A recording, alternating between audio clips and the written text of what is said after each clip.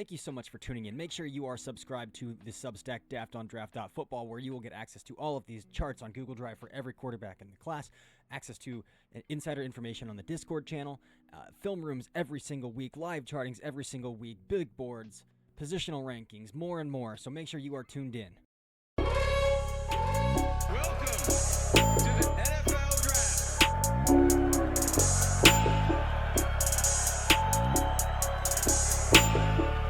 Welcome back into another episode of the Daft on Draft podcast. I am your host, Corey Kinnan, and I am solo potting today. James is under the weather. If you noticed, he wasn't on the mock draft episode earlier this week, and now this one as well. James is a little bit under the weather, recovering back. So I hope to get him back tomorrow. But for today's episode, solo potting through this college football playoffs quarterfinals preview and any NFL draft implications that come along with that. So again, we have Oregon, Texas Tech. We've got IU, Alabama, Ohio State, Miami, and Georgia, Ole Miss. So we've got a pretty loaded slate of games and a lot of NFL draft implications on the line.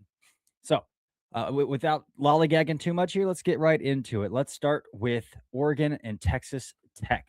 So in this game, obviously the big story will be Dante Moore. Again, the big theme this over the next couple days here will be three quarterbacks: Dante Moore, Fernando Mendoza, Ty Simpson. We'll talk about the other two and when we get to IU, Bama. But Dante Moore will be the big game here. I have continued to say that I think that it would be extremely foolish for Dante Moore not to declare, given that he looks like a top two pick, a top two lock at this point in the juncture. Now, if he goes out and he lays an egg against Texas Tech, a different story, right? But he's lethally accurate. He's such a smooth thrower of the football, poised in the pocket. The foundations, the mechanics from the ground up are unbelievably constructed. So a lot of things to really love here with Dante Moore. And I think if he goes out and he lights up Texas Tech, that just solidifies the argument even more. So I think Dante Moore is obviously the big one to watch here. DK Moore has been back playing for Oregon. He was back this last game. True freshman, not draft eligible, but does have Malik Benson to throw to as well, who is draft eligible. But the big offensive weapons to pay attention to for Oregon are the tight ends. I have been a big Jamari Johnson fan for weeks now. He's in my top 40 on my big board. I'm assuming he goes back to school, but I graded him out and I threw him on my big board just in case he does declare, and this turns into a Hawkinson font situation with those two tight ends, but from Iowa back in 2019, 2018, whenever that was. And so Jamari Johnson's on my board. Kenyon Sadiq is obviously the higher touted Oregon tight end mismatch. I want to see a little bit more from him as a receiver. We hit a lull midseason, but he picked it back up against James Madison, made an unreal adjustment along the boundary to get his feet in bounds and haul a football in. Looks like a great blocker when you ask him to get out in space and do some work in the run game. So paying a lot of attention to Kenyon Sadiq, Jamari Johnson in this one. I had a adapter draft when James and I went over the first round week and a half, 2 weeks ago now. That Jamari Johnson would outproduce Kenyon Sadiq, and so far that's been true through the college football playoffs. So those two tight ends are both very good football players. I'm a big fan of both those guys. The big matchup to watch in this game, however, will be that Oregon offensive line versus that Texas Tech offensive line or defensive line. Again, Oregon's going to graduate three of these guys off that offensive line as soon as their season ends. Who knows when that will be? We're talking left tackle Isaiah World, left guard Emmanuel Pregnon, and right tackle Alex Harkey. This will be their toughest bout, their toughest battle. Up to that, it was the Penn State game, but now we are talking about David Bailey, Romello Height coming off the edge for Texas Tech. Everybody has heard enough about David Bailey. Looks like a first-round pick. My grade's a little bit lower on him, but I still have him as a top 32 player in this class. And he's going to go to Indianapolis, and he's going to test off the charts. He's going to test explosive. He's going to jump out of the building, and somebody's going to take him early. I see him more of as a designated pass rusher who's kind of a liability against the run, and the play strength isn't necessarily there. And why I'm lower on David Bailey specifically, like I can get down with designated pass rushers. What I don't get there with Bailey specifically is once he gets into the chest of tackles, that ability to convert that speed into power is lacking from his profile. And if you look at the top edge rushers coming out of the past few years, they all have that ability to convert speed to power to get through the chest of the guy across from them and push pockets back into the laps of quarterbacks. Again, we're talking about 2023 Rookie of the Year being Will Anderson and 2024 Rookie of the Year being Jared Verse. Both those guys convert speed to power at a very high level. Honestly, there's not a pass rusher in this class who converts speed to power at a very high level. And Bailey fits right into that. Romello Height, again, more of a day three designated pass rusher. The guy's like 220 pounds, severely undersized, doesn't have length. He's fun. He's fun. He's twitched up along the interior of that Texas defensive line coming off the edge there. And he's given some fits to some really good tackles this year, including Caleb Lomu at Utah in that game. So Romello Height is a very draftable player, but definitely a day three player in this class. But those two edge rushers, again, going back to Dante Moore a little bit, the timer is going to be sped up. Timer's going to be sped up in this game, and where I think Dante Moore really needs to earn some money and like earn some merit as an NFL draft prospect. Again, I already see him as a top 2 quarterback in this class, and with all the needy teams, a top 2 player off the board in this class. But parts of the Penn State game, although the Penn State game in the second half, he really drug that team down the field. But the Indiana game, a little bit in the Iowa game, but again, that late in that Iowa game, he really drug them down the field in that one as well. His response to pressure is like the hole in his profile that I'm still waiting to see. Like when you're sped up, when you got people coming at you down the barrel, can we make some throws? That's something I don't have a question about with Fernando Mendoza. It's littered all over his tape. He's getting hit, he's getting popped on the chin, and he's standing in and he's making big time throws. So that's kind of where I'll be looking for Dante Moore specifically, as these two edge rushers are gonna get at him a little bit, because the Oregon offensive tackles, I think, have been underwhelming for what they thought they were getting out of the transfer portal in World and Harkey. World came in as a first-round prospect into the season, frequently mocked in the first round, and now I'm wondering if he gets into day 2, how his tape has looked this year. He's big and he's strong, but for how big and strong he is, he gets beat through the chest a lot. His anchor takes a little bit of time to get anchored in and the hips to drop. His hands are a mess, and it's kind of really impacted his play. Even against James Madison, had some pretty rough tape. So those two offensive tackles both look like day 3 players to me right now. World might get the offensive tackle supply and demand boost and still hear his name called in the second round, but he definitely has not lived up to the hype that we had coming for him into the season. And so that's definitely the matchup to watch. And then talking about Emmanuel Pregnon, the left guard in the interior, Texas A&M defensive tackle AJ Holmes is also a good player, and Lee Hunter. Those two guys are very good football players as well. I would bring up the Oregon center, but he's already announced that he's going back to school as well. So Pregnon is the draft candidate to watch on that offensive line against Lee Hunter, AJ Holmes, the third. So that offensive line's got their hands full. This is by far the best defensive line they've seen all season. By far the best defensive line they've seen all season. So we'll see how they hold up, and we'll see how Dante Moore holds up with his timer sped up a little bit with some heat in his face. Really what I'm going to be watching for in this game. Outside of that, some other notable names to keep an eye on are going to be obviously Jacob Rodriguez, linebacker for Texas Tech, a guy who might sneak into day 2, but fits the mold of that like day 3 linebacker, high instincts, like pretty capped out athlete kind of player. And then Jordan Whittington is a player that I've really come to respect out of Oregon's backfield as well at running back, but he kind of has gotten overshadowed by the freshman Deer Hill here, who's really taken that offense by storm. But those are the bigger names to keep an eye on there. Obviously, you have Tatum Tuioti and Mateo Uyunglele coming off the edge for Oregon as well. I've heard some feedback that I think Uyunglele might be heading back to school, so we'll see how that pans out. Bryce Becker at the second level for Oregon, Dylan Thieneman at the third level for Oregon. Thieneman's put together a heck of a back half of his season. He kind of fell off my radar in the first half because the play was pretty bad, but once we got to that Penn State game, it felt like he broke through a barrier. And from there on out, he's been stacking weeks and stacking weeks and stacking weeks. And if he's the second safety off the board in this class, it wouldn't shock me at this point. So Dylan Thieneman, Texas Tech is going to throw the ball vertically a ton. So Thieneman has been stepping down into the box more often than not. So I don't know if we'll see his range tested. Maybe they'll play more 2 high structures and 2-man, like 2 true over the top and not rotating anybody down. But even Texas Tech's got a Terrence Carter at tight end too, who can move really well. So even if he is dropping down to the box as well, can he respond to that as well, or fit the run against that Texas Tech offense? But I think that's all I've got for that Oregon Texas Tech game. Let's move on to IU Bama. In my opinion, this is actually Oregon, Texas gonna be. We got some good games. I was gonna say this is the best game of the weekend, but I think they're all pretty good games. Um, Obviously, the headline in this is gonna be Mendoza versus Simpson. Anybody who's listened to this podcast knows that I've kind of fallen out of favor with Simpson, or Simpson's fallen out of favor in my eyes. The accuracy, the ball placement has been scattered all over the map.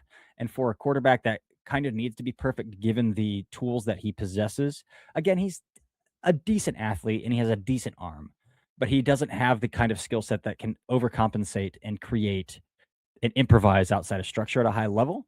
Um, so when you are in structure and when everything is perfect for you, you need to be perfect, and it has been far from that for Ty Simpson. Now, the Oklahoma game was a step in the right direction. Still a little bit on the spray shooter side. Keep an eye on that. But I kind of have said that I think that Simpson might be a little pigeonholed into declaring, even if he doesn't want to. Again, Alabama's got Keelan Russell waiting in the wings. I don't know if they're going to tell that guy to sit another year if Simpson says, "Hey, I'm coming back to school." So, and I don't know if Simpson, a guy who waited 3 years for his opportunity, would transfer if Bama told him, "Hey, man, listen, we gotta play Russell." Is a guy who sat on the bench at Bama for 3 years really going to leave? So it kind of feels like he might be an Alabama truther, an Alabama lifer, but also Bama might say like, "We can't run this back because we got to get this guy on the field." That's why I kind of feel like he might be a little pigeonholed into declaring no matter the result here. And then again, in a quarterback class where we've been talking about Fernando Mendoza and Dante Moore, and not a lot outside of that, it would make sense. I think somebody would pull the trigger early. I wouldn't, but I think somebody still might pull the trigger early there for Ty Simpson. Mendoza, Heisman winner, Big Ten champion, um, at the Rose Bowl against Alabama. Can he continue the same kind of trajectory? He has stepped up to every big opponent they've faced. Obviously, Penn State didn't have the season they had, but he stepped up late in that game. Oregon stepped up in that game. Ohio State stepped up in that game, even if they scored 13 points. Like that touchdown drive, and then the game sealer down the sideline to Charlie Becker, and then the drive that they started at their own 1 yard line and pulled the ball all the way out to midfield and completely flipped the field position. Like that all matters. That's all stepping up when your back is against the wall. And Mendoza has done that time and time and time again this year, and even going back to last year at Cal. I will continue to reference games back at Cal where he has led this team down the field late, or led his team down the field late. So to me, he continues to check every box. So we'll see how it pans out. Again, lethally accurate. I would say a B plus arm. Again, not an elite arm by any means, but lethally accurate, tough as nails under pressure, and unbelievably smart. So this is a quarterback that I've been bullish on since last April, and I'm really excited to see how far he and Indiana can take this thing, man. It's been a lot of fun to watch so far. All right, other matchups to keep an eye on here. I think Carter Smith is the Indiana offensive lineman to keep an eye on. He's definitely not a tackle at the next level. James actually thinks he might be a center. I need to tune into like Carter Smith intently, but what I do see live is like, yeah, this guy's not a tackle. His outside shoulder gets pretty pretty whooped, pretty soft outside shoulder. Even a guy like Kenyatta Jackson in the Big Ten championship game um, had a very strong matchup against Carter Smith. But what there is a lot to like is the foot speed that he plays with, the base that he plays with, the hands that he plays with. So you kick him inside to guard or center. And again, the foot speed is what in particular I think is making James say, like, I think this guy's a center. Um, and we're talking about a different player. So just to keep that in mind, if you are watching Carter Smith, like evaluate him as somebody who's not going to have to set vertical, set wide, somebody who's going to be able to short set and jump set at a much higher rate. And that's kind of what he's doing at Indiana anyway, because they run so many RPOs that he is just jump setting a ton anyway. So there's not a lot of true pass sets in his game, but it gets pretty ugly when they do get backed into second and obvious, third and obvious, where those offensive tackles then do have to true pass set. Which is what makes me think that he's an inside guy. But in this game, we've got Yanze Pierre and LT Overton. Yanze Pierre, redshirt sophomore, probably going back to school, I would say. But he took over the second half of that Bama game. LT Overton definitely hasn't had the season that I think he hoped to have had. He's one of the weirder prospects that I've ever evaluated, where he's not as explosive as you think a guy his size would be, but he's more flexible than a guy you think his size would be. So kind of treads that line of like, I don't know exactly how this guy will win at the NFL level, which makes me late day two, early day three territory on LT Overton. Um, those Bama linebackers, Deontay Lawson, Justin Jefferson, coming off a really strong game against Oklahoma. So keep an eye on those guys as well. And then those Indiana receivers would be the other ones to watch. Again, I'm going to be really high on Charlie Becker in summer scouting. He's going to be one of those first guys I go back to and evaluate when we get to summer. I've loved what I've seen from Charlie Becker since, and it's wild to think that Becker wouldn't even seen the field unless, or well, he did, but he wouldn't even had like targets scripted for him unless Surratt went down with that injury. And then even when Surratt came back, they can't write him out of the game plan because that's how big of a difference maker he's been for them. So Becker's going to be a guy to turn to early on. But Omar Cooper Jr., Elijah Surratt, the two IU receivers to keep an eye on this game. I do have Cooper graded higher than Surratt. So we'll see how that pans out in this one. All right. Other names to keep an eye on here, or other matchups, I should say. D'Angelo Pons against Jeremy Bernard and the Bama receivers is going to be a fun one. Again, D'Angelo Pons, the matchup against Jeremiah Smith did not favor him, but I think he went pound for pound with Smith despite the size advantage there in that game. So I'm excited to see how he looks against Jeremy Bernard, Ryan Williams, Isaiah Horton, those kind of guys against Bama this week. So, but that's about the only matchups I really want to shout. A couple other players just to keep an eye on are Alabama safety Bray Hubbard, a player that could go back to school, but has played pretty well dropping down into the box, a CTE crash dummy who is a missile coming down and run support. So he's a fun player to watch. And then Aiden Fisher, the linebacker for Indiana, similar to I think Jacob Rodriguez, the high instinct player, but capped out athlete. But he is the leader of that defense, standing tall in the middle of that defense. So Aiden Fisher is the guy there to watch it for as well. Mikael Kamara coming off the edge for Indiana. And then they've got some older dudes inside in their interior as well to keep an eye on. Ohio State, Miami. I guess I should probably do a prediction for all these games at the end, right? I guess I'm going to pigeonhole myself into doing that. Okay, I'm going to do it. But let's go through all these prospects first. So the matchup in Ohio State, Miami, to me, this is going to be a really good Ruben Bain, Austin Seerveld matchup. Because again, Austin Seerveld, who plays left tackle at Ohio State, is a player that I think projects better at guard as well. But he's got really heavy hands. He's got a really strong base, and he's got a pretty decent core. So he's not overly athletic and he has to strain when he has to set wide. But again, this is another guy you got to watch and say, like, this is guard. This is a guard. This is a guard.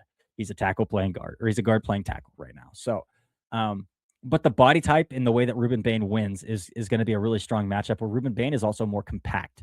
Obviously, the short arms, 6'2", 277. So, like, this isn't a long, explosive edge rusher with levers to just run through your chest. Now he does run through chests because he's powerful, but I think that frame versus frame fit that Seerveld versus Bain matchup is going to be interesting to watch. And again, just like it was last week with Akeem Mesidor kind of being the higher impact player, I think that could be the case here too between the two. Just because I think that Mesidor's skill set could give Seerveld a few more fits than Bain, because I think he's going to be harder to beat through the chest and harder to execute like hump moves on that Bain likes to execute on. Whereas like Mesidor cooking the outside shoulder or crossing face electrically, like having the electricity and the lateral quickness to cross back across face and take advantage of even the slightest overset, that kind of stuff I could see getting Seerveld in a little bit of trouble. But I think that's the matchup to watch in this one. And then obviously Miami offensive tackles Markel Bell, who I think I heard was trying to apply for a waiver to come back next year because he did spend a year at JUCO, similar to the Diego Pavia situation last year. Markel Bell is a DeJuan Jones kind of clone, really big dude, long arms. And then obviously CC Moinoa on the other side, playing right tackle for Miami against Caden Curry, Kenyatta Jackson. We'll see. Kenyatta Jackson should have the flexibility advantage over Bell to use bend and to win the outside shoulder a little bit in this one. So we'll see how that goes there. All right. I think the biggest, where I've got a star next to this game is on the Ohio State defense. And these three players define every game they play in because they tend to be three middle-level defenders that really dictate offensives and offensive game plans week in and week out. And obviously, we're talking about linebackers, Arvell Reese, Sonny Styles, and safety Caleb Downs. Caleb Downs is best when he's dropping into a robber role, when he does drop down and fit in the box a little bit. Obviously, my love for Sonny Styles is well documented, where I say that I've have takes that he's the best player in the draft class, the most well-rounded blue chip player in the class, who that just plays a position that won't get him drafted in the top 3, top 5, maybe top 5 in this class. I don't know, but those are some real playmakers. And then Arvell Reese, unbelievably explosive, unbelievably violent, heavy-handed. Um, it'll be interesting to see how they deploy Arvell Reese in this game because most of the time they have Arvell Reese sitting as a spy defender and then triggering downhill. Carson Beck is not a mobile quarterback, so maybe we see a little bit of a different game plan, a little bit of different responsibility for Arvell Reese in this game than just spying and triggering. But hey, that's what got Jalen Walker drafted really high, and Jalen Walker doesn't have the physical tools that Arvell Reese has in terms of build and kind of alien-like movement skills. Although, I mean, Jalen Walker was hella explosive, so that's not taking anything away from Walker. But that's how Jalen Walker got most of his pressures was spying and triggering, instead of winning true pass rush reps per se. So the tape for Arvell Reese has definitely gotten less destructive, I would say. Like early in the season, first 6, 7, 8 weeks of the season, it felt like every Arvell Reese game was just him single-handedly exploding up an entire offensive structure. And it hasn't really been that down the stretch. So we'll kind of see how that picks back up here as we get back deeper into the playoffs here and in this game against Miami. Again, Miami's got a big running back in Mark Fletcher, so they need those linebackers to step up strong into the hole and initiate contact, and both those guys will do it. Two of the better form tackling linebackers in the class in the nation, both playing on that Ohio State defense. Obviously, other players to watch, Carnell Tate, who could be the first wide receiver off the board for Ohio State out wide in this game. And then the Ohio State corners, Davison Igbinosun and Jermaine Matthews. I think Matthews is probably going back to school against some really interesting receivers. Obviously, the headliner there is Malachi Toney, who's a true freshman. So not going to spend a whole lot of time talking about him, but they do have Keelan Marion, who's been a burner over the top, and CJ Daniels, who's been kind of that. Um, I like to call them grout guys. Like they fill in the gaps between like they're the bridge guys, the grout guys. They just fill in the creases of an offense. So that's going to be something interesting to watch in that game as well. And that's going to bring us to Georgia Ole Miss. And James and I have talked all season about the lack of draft talent on Georgia's team this year, but they're a really rock solid football team all the way around, even if there isn't high end draft talent this year. The two guys that I would shout out for Georgia, one on offense, one on defensive side of the ball here, would be Monroe Freeling, the left tackle, who is a young athletic guy, could go back to school. I do think that the physical traits with Freeling are awesome in terms of the athlete that he is. The core is a little iffy. The hands need some recalibrating. So he's still kind of a ball of clay, but he is long and athletic, and he plays a position that has a significant supply and demand. So if he declared, I think there's a chance that he goes first round. I have a third round grade on him, but again, in this class, playing offensive tackle, 32 guys have to go in the first round. So Monroe Freeling can certainly be one of those guys. And then Georgia defensively is obviously Christian Miller, defensive tackle, who maybe this is a hot take, maybe it's not, who I think might be the strongest player in the draft class. That dude has some real hammers for hands. That dude will drive through the chest of the man across from him, and that dude is hard to move out of gaps in the run game. So I think he lacks some pass rush nuance for sure, but he is explosive, heavy-handed, and very strong. So those three traits play at defensive tackle. So Christian Miller in this one is another name to watch. CJ Allen, I've been a little bit lower on CJ Allen, linebacker, who came in as the consensus, I think, linebacker 1 out of summer scouting. With CJ Allen, I struggle with the level of physicality that he plays with. I think he's smart. I think he's athletic. And I think he's explosive. I think the coverage skills are good enough to have a baseline to develop at the NFL level. My biggest thing is when he comes downhill and he has to take on a block, or if he's blitzing and he tries to run through somebody's chest, there's not a lot of power generated. He doesn't punch blockers well. He doesn't deconstruct blocks well, and he does not work through contact at a high level. So that's what I really struggle with. Where you go watch Arvell Reese, you go watch Sonny Styles, you even go watch Josiah Trotter, the Missouri linebacker. Those dudes will punch. Those dudes deconstruct at a high level. Those dudes are really firm tacklers. So that's kind of my biggest beef with CJ Allen. Again, still a good player, still a top 30 player in this class. But I'm not as high on him as I think he came in as like a top 15 player for some people and still might be for some people, but he's just not for me. He's my linebacker 4 behind Styles, Reese, Trotter. Then we get to Allen. In my opinion, that's where I sit with it. And then just a quick shout out to Daquan Wright, tight end out of Ole Miss as well, who is big, huge catch radius, awesome hands. Not an overly fluid mover in and out of his breaks, but he's a fun player. He's a really fun player and has potential to be a mismatch in this game. And then I'll shout out Trinidad Chambliss as well because he is trying to apply for a waiver to come back another year. I don't know what the likelihood of that happening is going to be. So we might end up talking about Trinidad Chambliss in this class a little bit more here if he can't get that waiver approved. And I think that Trinidad Chambliss is a fun little player. He is small, 6 foot tall, um, but his arm is live enough to drive some windows, and he has enough arrogance in that arm to attempt windows. So it's fun to watch. He's a good athlete. So he's a little energizer bunny. A lot of fun to watch. So by the time the draft rolls around, if Chambliss declares, and by the time I chart all these guys, and I'm starting to catch up on guys who don't have any more games left, like I have Nussmeier's profile done, I have Klubnik's profile done. Starting to get back into those seniors who are for sure like they're not coming back. They don't have any eligibility. So we're starting to get through the deeper part of this class a little bit. Once I get to Chambliss, man, I think there's a good chance that I could like him as that day 3 backup that you draft day 3 to have a backup under a cost controlled contract for 4 years, where if you have to play him, you feel okay about it. He's fun. He's fun. So that's all I got for that game. Definitely the least amount of NFL draft talent of any of these teams. I guess for Georgia, I should shout out Zachariah Branch too. I just tend to think that Zachariah Branch is also going to go back to school, and he's more of a gadget, and he's going to have to kind of break out of that gadget stereotype a little bit because he does not run a route for Georgia really at all. Just a lot of gadget stuff. But that's it. I said I would make predictions for these games here, so let's roll through this. Oregon, Texas Tech. Oh man. See, people said that BYU could sneak up and get them, and I was like, they're gonna blow BYU out of the water, and they did. I think Oregon is a sleeper to like run the whole table. I do. Texas Tech is the one team that I think could give them fits because of those edge rushers against those tackles, though. I'm gonna say Oregon, and we'll put the spread at Oregon over 3.5. So I think it'll be a one-score game, but I think Oregon pulls it out. IU Bama. I'm gonna stick with IU in this one.